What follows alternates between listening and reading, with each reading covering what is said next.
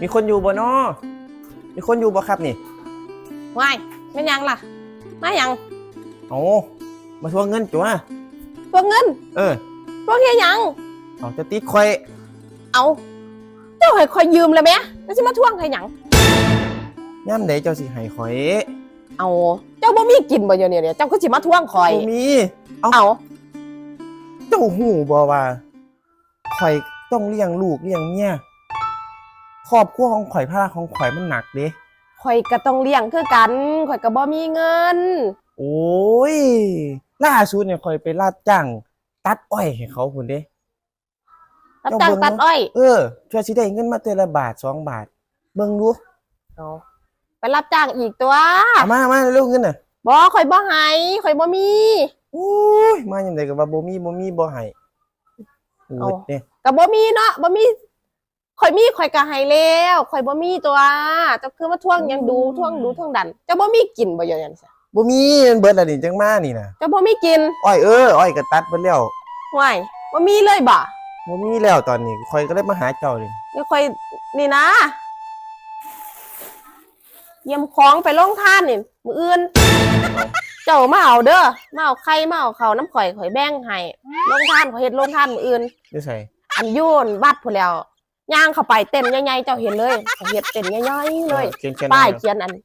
เจยุ้ยใจปั๊มว่าซั่นใจปั๊มแม่นใจปั๊มเปอย่างเดียวข่อยนี่ไข่ข่อยเมาไข่มีอีกอันนี้แซมเปิล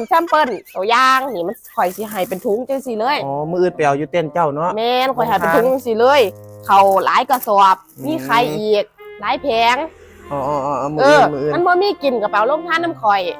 สิมาทวงจังซี่โว้ยข่อยก็บ่มีให้แล้วข่อยบ่มีเนาะลงทานเด้อเต้นใหญ่ก็มูยังไปตามตึกเลยที่แจกไข่แจกข้าวสารเนาะแม่นข้าวสารข่อยไปหลายซองลงทานใหญ่ๆหั่นเนาะเจ็ดมาเจยุ้ยแม่นตามนั้นอย่ามาทวงดูหลายคนมีก็ให้ตัว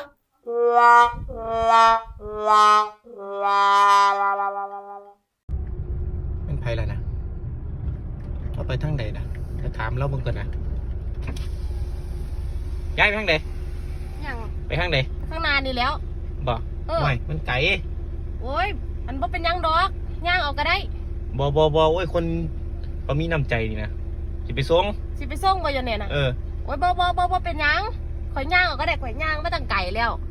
โอ้ยเดี๋ยวข่อยไปส่งก็ได้เจ้าจะไปทางใดอยู่นี่นะบ่เป็นยังดอกนี่ข้างหน้านี่ไปข้างหน้าก็จะไปส่งจำเป็นคนมีน้ำใจขึ้นมาขึ้นนี่เรียกว่าอยู่เนี่ยเว้ยก็ยังว่าไม่ต้องไปส่งวะก็ที่ปฏิเสธไปนั่นบ่คนเห็นเบิ่งนู้อุ้มลูกตากแดดมาหั่นน่ะโอ้ยก็ย่างมาไก่แล้วเนาะ